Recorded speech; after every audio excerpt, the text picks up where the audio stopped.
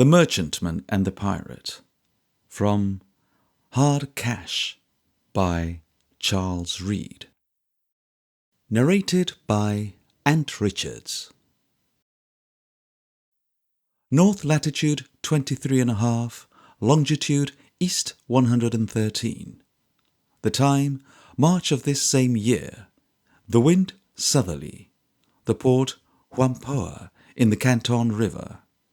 Ships at anchor reared their tall masts here and there, and the broad stream was enlivened and coloured by junks and boats of all sizes and vivid hues, propelled on the screw principle by a great scull at the stern, with projecting handles for the crew to work, and at times a gorgeous mandarin boat with two great glaring eyes set in the bows came flying, rowed with 40 paddles by an armed crew, whose shields hung on the gunwale and flashed fire in the sunbeams. The mandarin, in conical and buttoned hat, sitting on the top of his cabin calmly smoking paradise, alias opium, while his gong boomed and his boat flew 14 miles an hour, and all things scuttled out of his celestial way. And there, looking majestically down on all these water ants, the huge Agra, sinecure of so many loving eyes and loving hearts in England, lay at her moorings homeward bound. Her tea not being yet on board, the ship's hull floated high as a castle, and to the subtle, intellectual, dull-faced, bolus-eyed people that sculled to and fro, busy as bees, though looking forked mushrooms, she sounded like a vast musical shell. For a lusty harmony of many mellow voices vibrated in her great cavities, and made the air ring cheerily around her. The vocalists were the Cyclops, to judge by the tremendous thumps that kept clean time to their sturdy tune. Yet it was but human labour, so heavy and so knowing, that it had called in music to help. It was the third mate and his gang completing his floor to receive the coming tea chests. Yesterday he had stowed his dunnage, many hundred bundles of light flexible canes from Sumatra and Malacca. On these he had laid tons of rough saltpetre in 200-pound gunny bags, and was now mashing it to music, bags and all. His gang of 15, naked to the waist, stood in line with huge wooden beetles called commanders, and lifted them high and brought them down on the nitre in cadence with true nautical power and unison, singing as follows, with a ponderous bump on the last note in each bar. Here goes one, oh me there one now it is gone, there's another yet to come, and away we'll go to Flanders amongst our wooden commanders, where we'll get wine in plenty, rum, brandy, and Genevieve.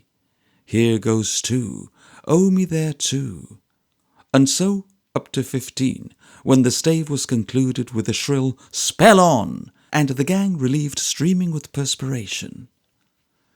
When the saltpetre was well mashed, they rolled ton water-butts on it till the floor was like a billiard table. A fleet of chop boats then began to arrive, so many per day, with the tea chests.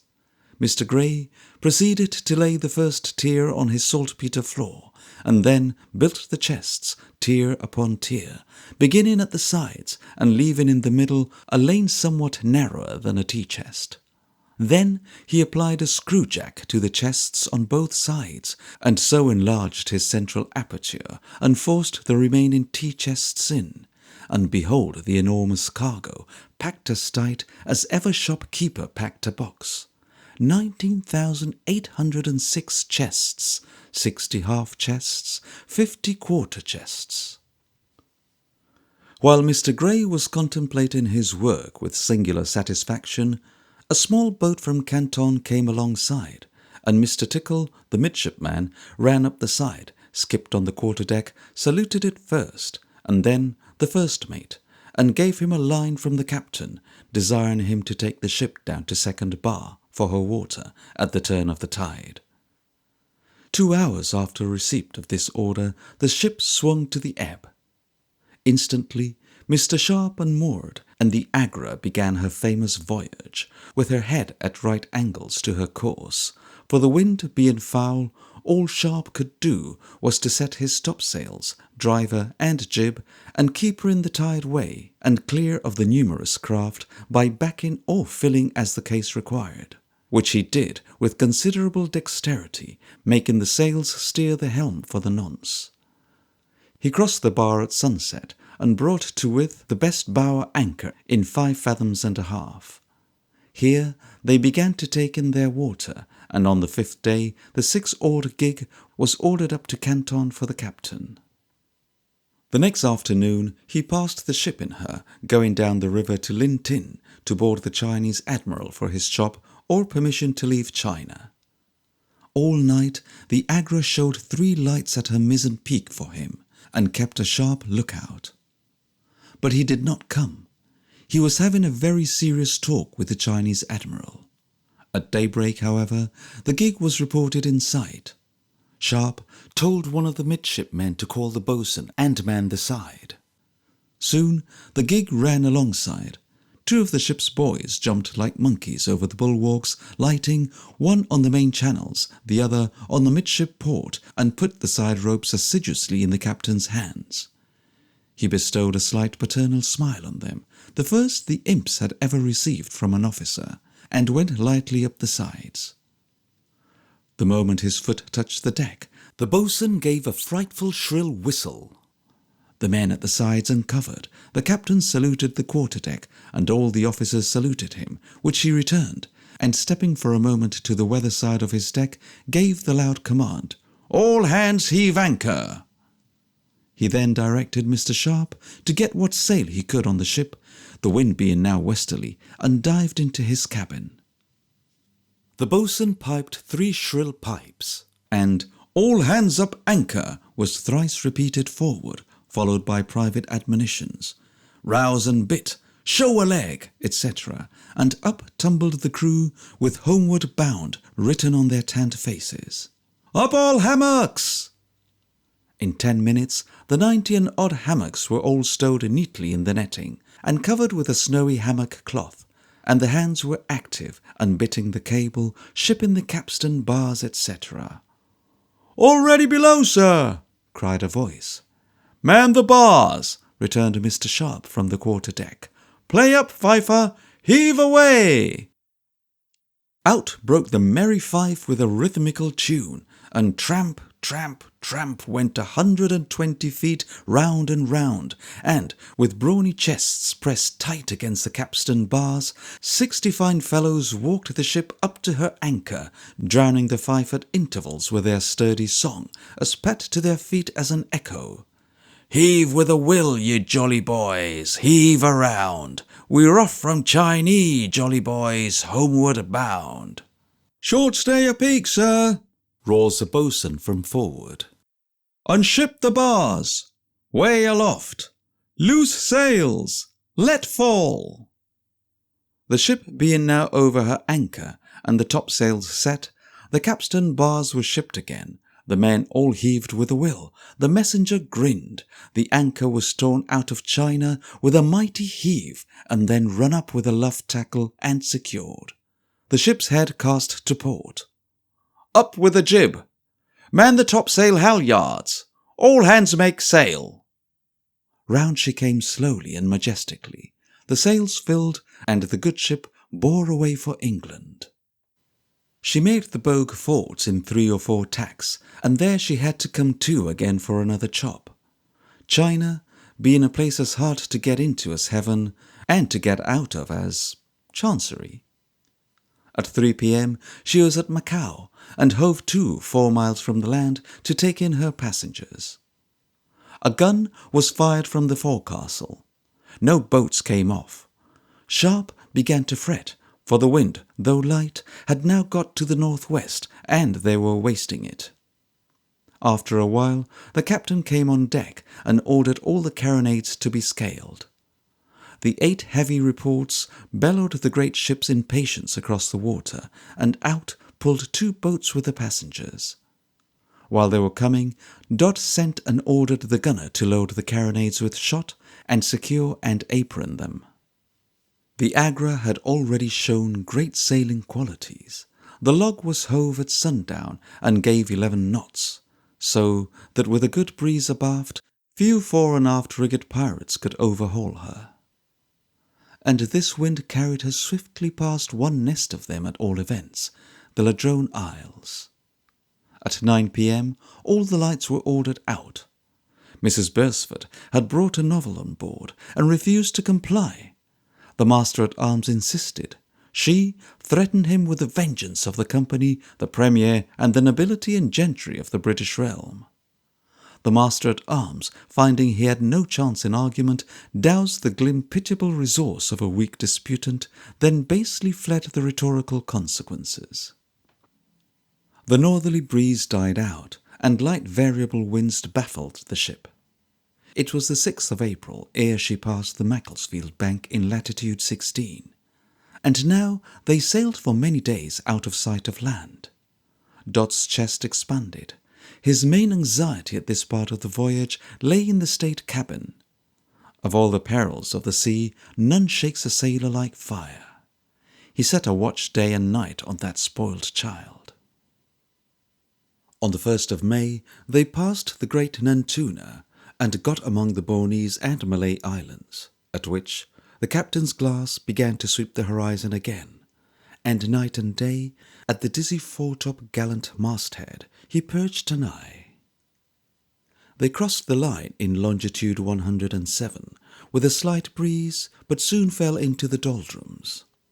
A dead calm, and nothing to do but kill time. After laying a week like a dead log on the calm but heaving waters, came a few light puffs in the upper air and inflated the topsails only. The ship crawled southward, the crew whistling for wind. At last, one afternoon, it began to rain, and after the rain came a gale from the eastward. The watchful skipper saw it purple the water to windward, and ordered the topsails to be reefed and the lee ports closed. This last order seemed an excess of precaution, but Dodd was not yet thoroughly acquainted with his ship's qualities, and the hard cash round his neck made him cautious. The lee ports were closed, all but one, and that was lowered. Mr. Gray was working a problem in his cabin, and wanted a little light and a little air, so he just dropped his port, but not to deviate from the spirit of his captain's instructions, he fastened a tackle to it, that he might have mechanical force to close it with, should the ship lie over. Down came the gale with a whoo, and made all crack. The ship lay over pretty much, and the sea poured in at Mr. Gray's port. He applied his purchase to close it, but though his tackle gave him the force of a dozen hands, he might as well have tried to move a mountain. On the contrary, the tremendous sea rushed in and burst the port wide open. Gray, after a vain struggle with its might, shrieked for help. Down tumbled the nearest hands, and hauled on the tackle in vain. Destruction was rushing on the ship, and on them first. But meantime the captain, with a shrewd guess at the general nature of the danger he could not see, had roared out, "Slack the main sheet!" The ship righted, and the port came flying to, and terror-stricken men breathed hard, up to their waists in water and floating boxes. Gray barred the unlucky port, and went aft, drenched in body and wrecked in mind, to report his own fault. He found the captain looking grim as death. He told him, almost crying, what he had done, and how he had miscalculated the power of the waters. Dodd looked and saw his distress. "Let it be a lesson, sir," he said sternly. "How many ships have been lost by this in fair weather, and not a man saved to tell how the craft was fooled away?" "Captain, bid me fling myself over the side, and I'll do it." "I'm afraid I can't afford to lose a good officer, for a fault he will never repeat." It blew hard all night until 12 the next day. The Agra showed her weak point. She rolled abominably. A dirty night came on. At 8 bells, Mr. Gray, touched by Dodd's clemency and brimful of zeal, reported a light in Mrs. Beresford's cabin. It had been put out as usual by the master-at-arms, but the refractory one had relighted it. "Go and take it away," said Dodd. Soon screams were heard from the cabin. "Oh, mercy, mercy! I will not be drowned in the dark!" Dodd, who had kept clear of her so long, went down and tried to reassure her. "Oh, the tempest!" she cried. "And to be drowned in the dark!" "Tempest! It is blowing half a gale of wind, that is all." "Half a gale! Oh, that is the way you always talk to us ladies. Oh, pray give me my light, and send me a clergyman." Dodd took pity, and let her have her light, with a midshipman to watch it. He even made her a hypocritical promise that, should there be one grain of danger, he would lie to, but said he must not make a foul wind of a fair one for a few lee lurches. The Agra broke plenty of glass and crockery, though, with her fair wind and her lee lurches. Wind down at noon next day, and a dead calm. At 2 p.m. the weather cleared. The sun came out high in heaven's centre, and a balmy breeze from the west. At 6:25 the grand orb set calm and red, and the sea was gorgeous with miles and miles of great ruby dimples. It was the first glowing smile of southern latitude. The night stole on so soft, so clear, so balmy. All were loath to close their eyes on it. The passengers lingered long on deck, watching the Great Bear dip and the Southern Cross rise, and overhead a whole heaven of glorious stars most of us have never seen and never shall see in this world. No belching smoke obscured, no plunging paddles deafened. All was musical, the soft air sighing among the sails, the phosphorescent water bubbling from the ship's bows, the murmurs from little knots of men on deck subdued by the great calm. Home seemed near, all danger far. Peace ruled the sea, the sky, the heart. The ship, making a track of white fire on the deep, glided gently yet swiftly homeward, urged by snowy sails piled up like alabaster towers against a violet sky, out of which looked 1,000 eyes of holy tranquil fire. So melted the sweet night away. Now carmine streaks tinged the eastern sky at the water's edge, and that water blushed. Now the streaks turned orange, and the waves below them sparkled. Thence splashes of living gold flew and settled on the ship's white sails, the decks, and the faces. With no more prologue, being so near the line, up came majestically a huge fiery golden sun, and set the sea flaming liquid topaz. Instantly the lookout at the foretop gallant masthead hailed the deck below. "Strange sail! Right ahead!" The strange sail was reported to Captain Dodd, then dressing in his cabin. He came soon after on deck and hailed the lookout. "Which way is she standing?" "Can't say, sir. Can't see her move any." Dodd ordered the boatswain to pipe for breakfast. Then, taking his deck glass, went lightly up to the foretop gallant mast crosstrees. Thence, through the light haze of a glorious morning, he espied a long, low schooner, lantine-rigged, lying close under Point Leat, a small island about 9 miles distant to the weather bow, and nearly in the Agra's course, then approaching the Straits of Gaspar, 4 latitude south. "She is hove to," said Dodd very gravely. At 8 o'clock, the stranger lay about 2 miles to windward, and still hove to. By this time all eyes were turned upon her, and 6 glasses. Everybody, except the captain, delivered an opinion. She was a Greek lying to for water. She was a Malay coming north with canes and short of hands.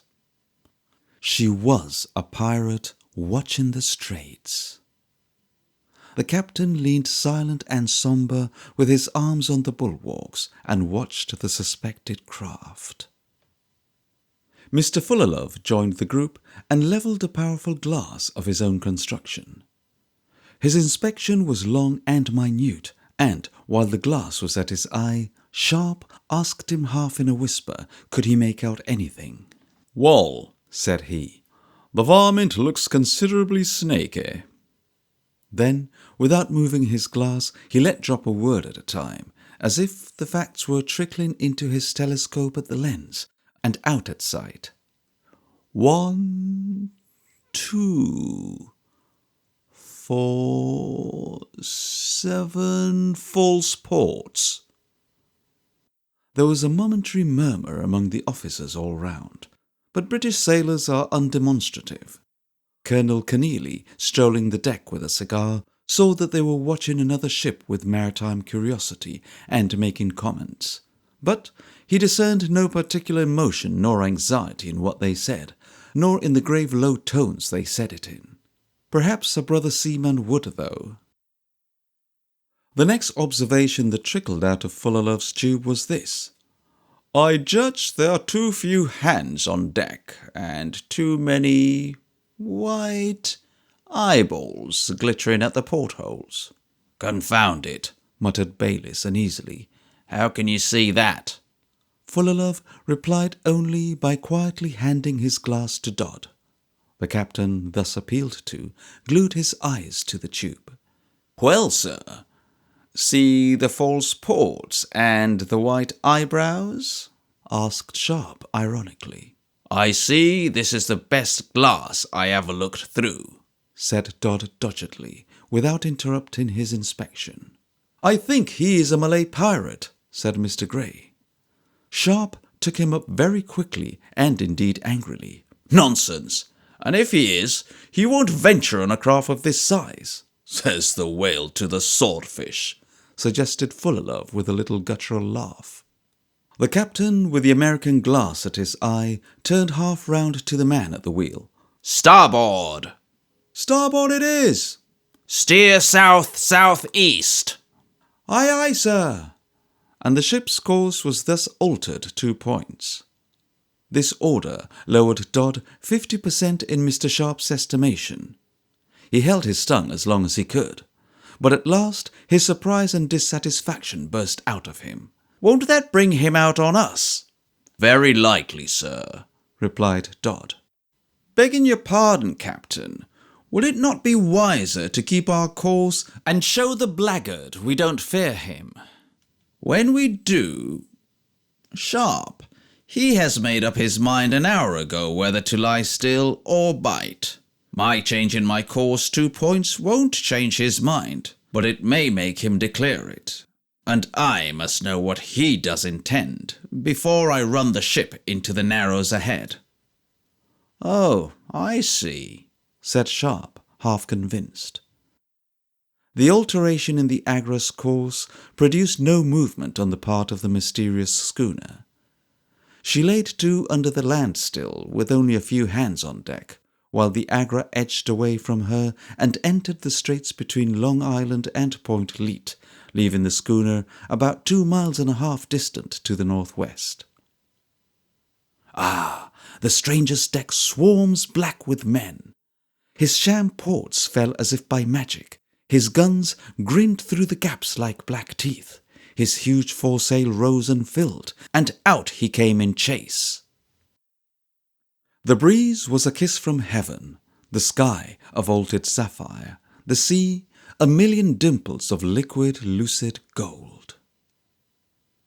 The way the pirate dropped the mask, showed his black teeth, and bore up in chase was terrible. So dilates and bounds the sudden tiger on his unwary prey. There were stout hearts among the officers of the peaceable Agra, but danger in a new form shakes the brave, and this was their first pirate. Their dismay broke out in ejaculations not loud but deep. "Sharp!" said Dodd, in a tone that conveyed no suspicion of the newcomer. "Set the royals and flying jib! Port!" "Port it is!" cried the man at the helm. "Steer due south!" And with these words in his mouth, Dodd dived to the gun deck. By this time, Elastic Sharp had recovered the first shock, and the order to crown sail on the ship galled his pride and his manhood. He muttered indignantly, "The white feather!" This eased his mind, and he obeyed orders briskly as ever. While he and his hands were setting every rag the ship could carry on that tack, the other officers, having unluckily no orders to execute, stood gloomily and helpless, with their eyes glued by a sort of sombre fascination on that coming fate. Realize the situation and the strange incongruity between the senses and the mind in these poor fellows. The day had ripened its beauty. Beneath a purple heaven shone, sparkled, and laughed a blue sea, in whose waves the tropical sun seemed to have fused his beams. And beneath that fair, sinless, peaceful sky, wafted by a balmy breeze over those smiling, transparent, golden waves, a bloodthirsty pirate bore down on them with a crew of human tigers, and a lady babble, babble, babble, babble, babble, babble, babbled in their quivering ears. But now the captain came bustling on deck, eyes on the loftier sails, saw they were drawing well, appointed 4 midshipmen as staff to convey his orders, gave Bayliss charge of the carronades, Grey of the cutlasses, and directed Mr. Tickle to break the bad news gently to Mrs. Beresford, and to take her below to the orlop deck. Ordered the purser to serve out beef, biscuit, and grog to all hands, saying, "Men can't work on an empty stomach, and fighting is hard work." Then beckoned the officers to come round him. "Gentlemen," said he confidentially, "in crowding sail on this ship, I had no hope of escaping that fellow on this tack, but I was, and am, most anxious to gain the open sea, where I can square my yards and run for it if I see a chance. At present I shall carry on till he comes up within range, and then, to keep the company's canvas from being shot to rags, I shall shorten sail, and to save ship and cargo, and all our lives, I shall fight while a plank of her swims. Better to be killed in hot blood than walk the plank in cold." The officers cheered faintly. The captain's dogged resolution stirred up theirs. "Shorten sail to the toplace and jib. Get the colours ready on the halyards, and then send the men aft." Sails were no sooner shortened and the crew ranged than the captain came briskly on deck, saluted, jumped on the carronade, and stood erect. He was not the man to show the crew his forebodings. "Silence fore and aft. My men, the schooner coming up on our weather quarter is a Portuguese pirate. His character is known. He scuttles all the ships he boards, dishonours the women, and murders the crew. We cracked on to get out of the Narrows, and now we have shortened sail to fight this blackguard, and teach him not to molest a British ship. I promise, in the company's name, £20 prize money to every man before the mast, if we beat him off or outmaneuver him, 30 if we sink him, and 40 if we tow him astern into a friendly port. 8 guns are clear below, 3 on the weather side, 5 on the lee. For, if he knows his business, he will come up on the lee quarter. If he doesn't, that is no fault of yours nor mine. The muskets are all loaded, the cutlasses ground like razors. Hurrah! We have got women to defend. Hurrah! A good ship under our feet, the God of justice overhead, British hearts in our bosoms, and British colours flying. Run him up! Over our heads! The ship's colours flew up to the fore, and the Union Jack to the mizzen peak. Now, lads, I mean to fight this ship while a plank of her, stamping on the deck, swims beneath my foot, and what do you say? The reply was a fierce hurrah from 100 throats, so loud, so deep, so full of volume, it made the ship vibrate, and rang in the creeping-in pirate's ears. Fierce but cunning, he saw mischief in those shortened sails, and that Union Jack, the terror of his tribe, rising to a British cheer. He lowered his mainsail and crawled up on the weather quarter. Arrived within a cable's length, he double-reefed his foresail to reduce his rate of sailing nearly to that of the ship. And the next moment a tongue of flame, and then a gash of smoke issued from the lee bow, and the ball flew screaming like a seagull over the Agra's mizzen top. He then put his helm up and fired his other bow chaser, and sent the shot hissing and skipping on the water past the ship. This prologue made the novices wince. Bayliss wanted to reply with a carronade, but Dodd forbade him sternly, saying, "If we keep him aloof, we are done for."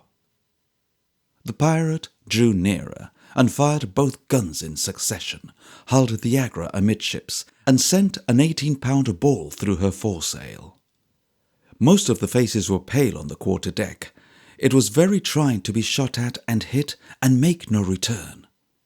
The next double discharge sent one shot smashing through the stern cabin window and splintered the bulwark with another, wounding a seaman slightly. "Lie down forward!" shouted Dodd through his trumpet. "Bayliss, give him a shot!" The carronade was fired with a tremendous report, but no visible effect. The pirate crept nearer, steering in and out like a snake to avoid the carronades, and firing those two heavy guns alternately into the devoted ship. He held the Agra now nearly every shot. The two available carronades replied noisily and jumped as usual. They sent one 32-pound shot clean through the schooner's deck and side, but that was literally all they did worth speaking of. "Curse them!" cried Dodd. "Load them with grape. They are not to be trusted with ball. And all my 18-pounders dumb. The coward won't come alongside and give them a chance." At the next discharge, the pirate chipped the mizzen mast and knocked the sailor into dead pieces on the forecastle. Dodd put his helm down ere the smoke cleared, and got 3 carronades to beer, heavily laden with grape. Several pirates fell, dead or wounded, on the crowded deck, and some holes appeared in the foresail. This one interchange was quite in favour of the ship. But the lesson made the enemy more cautious.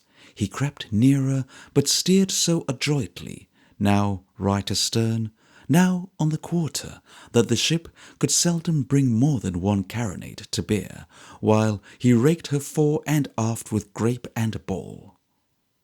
In this alarming situation, Dodd kept as many of the men below as possible, but, for all he could do, 4 were killed and 7 wounded. Fullerlove's word came too true. It was the swordfish and the whale. It was a fight of hammer and anvil. One hit, the other made a noise. Cautious and cruel, the pirate hung on the poor hulking creature's quarter and raked her at point-blank distance. He made her pass a bitter time, and her captain. To see the splintering hull, the parting shrouds, the shivered gear, and hear the shrieks and groans of his wounded, and he unable to reply in kind. The sweat of agony poured down his face. Oh, if he could but reach the open sea and square his yards, and make a long chase of it, perhaps fall in with aid. Wincing under each heavy blow, he crept doggedly, patiently on towards that one visible hope. At last, when the ship was cloven with shot and peppered with grape, the channel opened. In 5 minutes more, he could put her dead before the wind. No, the pirate, on whose side luck had been from the first, got half a broadside to bear at long musket shot, killed a midshipman by Dodd's side, cut away 2 of the Agra's mizzen shrouds, wounded the gaff, and cut the jibstay. Down fell that powerful sail into the water, and dragged across the ship's forefoot, stopping her way to the open sea she panted for. The mates groaned, the crew cheered stoutly, as British stars do in any great disaster. The pirates yelled with ferocious triumph, like the devils they looked. But most human events, even calamities, have two sides. The Agra being brought almost to a standstill, the pirates forged ahead against his will, and the combat took a new and terrible form. The elephant gun popped, and the rifle cracked in the Agra's mizzen top, and the man at the pirate's helm jumped into the air and fell dead. Both theorists claimed him. Then the three carronades peppered him hotly, and he hurled an iron shower back with fatal effect. Then at last the long 18-pounders on the gun deck got a word in. The old Niler was not the man to miss a vessel alongside in a quiet sea. He sent 2 round shot clean through him. The third splintered his bulwark and swept across his deck. "His masts! Fire at his masts!" roared Dodd to Monk through his trumpet. Then he got the jib clear and made what sail he could without taking all the hands from the guns. This kept the vessels nearly alongside a few minutes, and the fight was hot as fire. The pirate now for the first time hoisted his flag.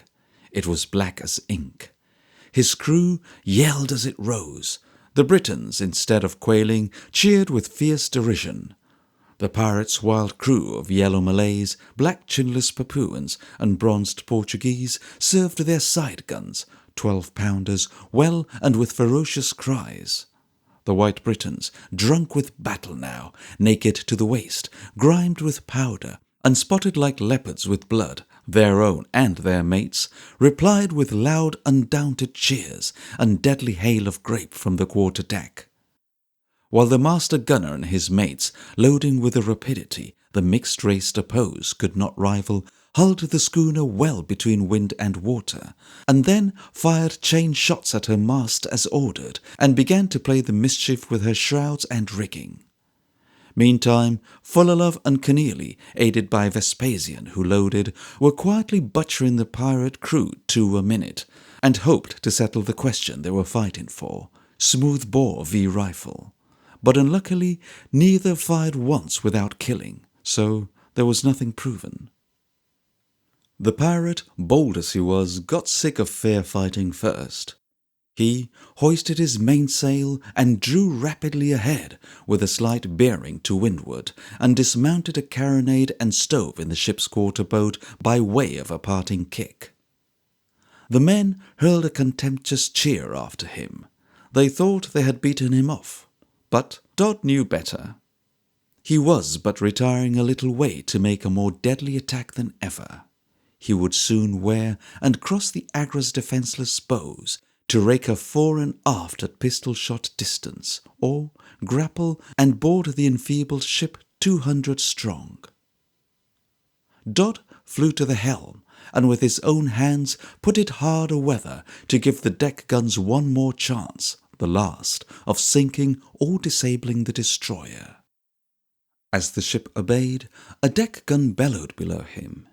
He saw a vessel running out from Long Island and coming swiftly up on his lee quarter. It was a schooner.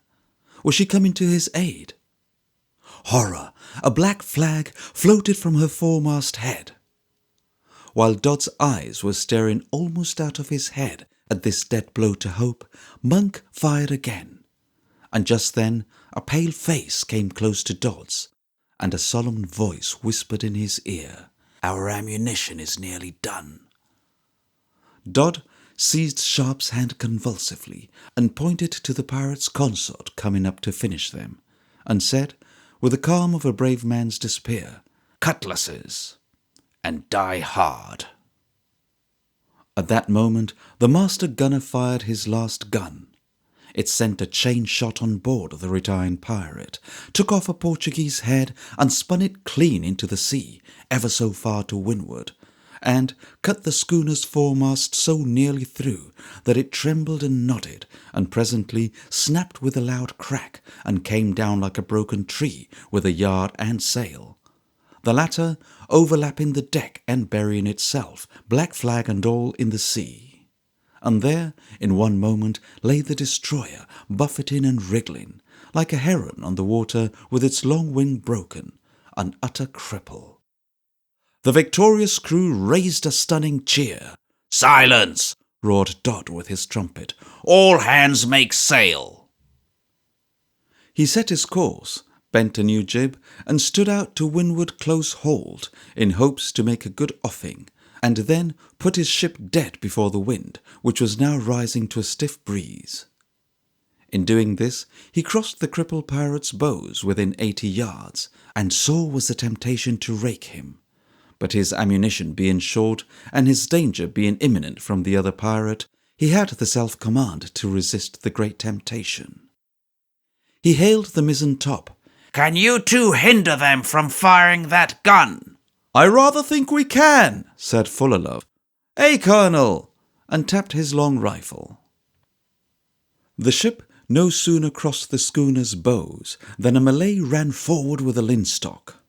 Pop went the Colonel's ready carbine, and the Malay fell over dead, and the linstock flew out of his hand. A tall Portuguese, with a movement of rage, snatched it up and darted to the gun. The Yankee rifle cracked, but a moment too late. Bang! Went the pirate's bow chaser, and crashed into the Agra's side, and passed nearly through her. "You missed him! You missed him!"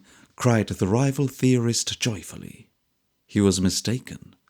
The smoke cleared, and there was the pirate captain leaning wounded against the mainmast with a Yankee bullet in his shoulder, and his crew uttering yells of dismay and vengeance. They jumped and raged, and brandished their knives, and made horrid gesticulations of revenge, and the white eyeballs of the Malays and the Papuans glittered fiendishly, and the wounded captain raised his sound arm and had a signal hoisted to his consort, and she bore up in chase, and jamming her fore-lanteen flat as a board, lay far nearer the wind than the Agra could, and sailed 3 feet to her 2 besides. On this superiority being made clear, the situation of the merchant vessel, though not so utterly desperate as before Monk fired his lucky shot, became pitiable enough. If she ran before the wind, the fresh pirate would cut her off. If she lay to windward, she might postpone the inevitable and fatal collision with a foe as strong as that she had only escaped by a rare piece of luck. But this would give the crippled pirate time to refit and unite to destroy her. Add to this the failing ammunition and the thinned crew. Dodd cast his eyes all round at the horizon for help. The sea was blank. The bright sun was hidden now. Drops of rain fell, and the wind was beginning to sing, and the sea to rise a little. "Gentlemen," said he, "let us kneel down and pray for wisdom in this sore strait." He and his officers kneeled on the quarter-deck. When they rose, Dodd stood rapt about a minute. His great thoughtful eyes saw no more the enemy, the sea, nor anything external. It was turned inward. His officers looked at him in silence. "Sharp," said he at last, "there must be a way out of them with such a breeze as this is now. If we could but see it." "Aye, if," groaned Sharp. Dodd mused again. "About ship," said he softly, like an absent man. "Aye, aye, sir." "Steer due north," said he, still like one whose mind was elsewhere. While the ship was coming about, he gave minute orders to the mates and the gunner to ensure cooperation in the delicate and dangerous manoeuvres that were sure to be on hand. The wind was west-northwest. He was standing north. One pirate lay on his lee beam, stopping a leak between wind and water, and hacking the deck clear of his broken masts and yards. The other, fresh and thirsting for the easy prey, came up weathering on him and hang on his quarter, pirate fashion. When they were distant about a cable's length, the fresh pirate, to meet the ship's change of tactics, changed his own, luffed up, and gave the ship a broadside, well aimed but not destructive, the guns being loaded with ball. Dodd instead of replying immediately, put his helm hard up and ran under the pirate's stern, while he was jammed up in the wind, and with his 5 18-pounders raked him fore and aft, then paying off, gave him 3 carronades crammed with grape and canister. The almost simultaneous discharge of 8 guns made the ship tremble and enveloped her in thick smoke. Loud shrieks and groans were heard from the schooner. The smoke cleared. The pirate's mainsail hung on deck. His jib boom was cut off like a carrot and the sail struggling. His foresail looked lace. Lanes of dead and wounded lay still or writhing on his deck, and his lee scuppers ran blood into the sea. Dodd squared his yards and bore away. The ship rushed down the wind, leaving the schooner staggered and all abroad. But not for long. The pirate wore and fired his bow chaser at the now flying Agra, split one of the carronades in 2 and killed a lascar and made a hole in the foresail. This done, he hoisted his mainsail again in a trice, sent his wounded below, flung his dead overboard to the horror of their foes, and came after the flying ship, yawning and firing his bow chasers. The ship was silent. She had no shot to throw away. Not only did she take these blows like a coward, but all signs of life disappeared on her, except 2 men at the wheel and the captain on the main gangway. Dodd had ordered the crew out of the rigging, armed them with cutlasses, and laid them flat on the forecastle. He also compelled Kenealy and Fullalove to come down of harm's way, no wiser on the smooth-bore question than they went up. The great patient ship ran environed by her foes, one destroyer right in her course, another in her wake, following her with yells of vengeance and pounding away at her, but no reply. Suddenly the yells of the pirates on both sides ceased, and there was a moment of dead silence on the sea. Yet nothing fresh had happened. Yes, this had happened. The pirates to windward and the pirates to leeward of the Agra had found out at one and the same moment that the merchant captain they had lashed and bullied and tortured was a patient but tremendous man. It was not only to rake the fresh schooner he had put his ship before the wind, but also by a double daring master stroke to hurl his monster ship bodily on the other. Without a foresail, she could never get out of his way. Her crew had stopped the leak and cut away and unshipped the broken foremast, and were stepping a new one when they saw the huge ship bearing down in full sail. Nothing easier than to slip out of her way could they get the foresail to draw, but the time was short, the deadly intention manifest, the coming destruction swift. After that solemn silence came a storm of cries and curses as their seamen went to work to fit the yard and raise the sail, while their fighting men seized their matchlocks and trained the guns. They were well commanded by a heroic able villain. Astern the consort thundered, but the Agra's response was a dead silence more awful than broadsides. For then was seen with what majesty the enduring Anglo-Saxon fights. One of that indomitable race on the gangway, one at the foremast, 2 at the wheel, conned and steered the great ship down on 100 matchlocks and a grinning broadside, just as they would have conned and steered her into a British harbour. "Starboard!" said Dodd in a deep calm voice with a motion of his hand. "Starboard it is!" The pirate wriggled ahead a little. The man forward made a silent signal to Dodd. "Port!" said Dodd quietly. "Port it is!" But at this critical moment the pirate astern sent a mischievous shot and knocked one of the men to atoms at the helm. Dodd waved his hand without a word, and another man rose from the deck and took his place in silence and laid his unshaken hand on the wheel, stained with the man's warm blood whose place he took. The high ship was now scarce 60 yards distant. She seemed to know. She reared her lofty figurehead with great awful shoots into the air. But now the panting pirates got their new foresail hoisted with a joyful shout. It drew, the schooner gathered way, and their furious consort close on the Agra's heels just then scourged her deck with grape. "Port!" said Dodd calmly. "Port it is!" The giant prow darted at the escaping pirate. That acre of come-in canvas took the wind out of the swift schooner's foresail. It flapped. Oh, then she was doomed. Crash! The Indiaman's cut water in the thick smoke beat it to the schooner's broadside. Down went her mast to leeward, like fishing rods whipping the water. There was a horrible shrieking yell. Wild forms leaped off on the Agra and were hacked to pieces almost ere they reached the deck.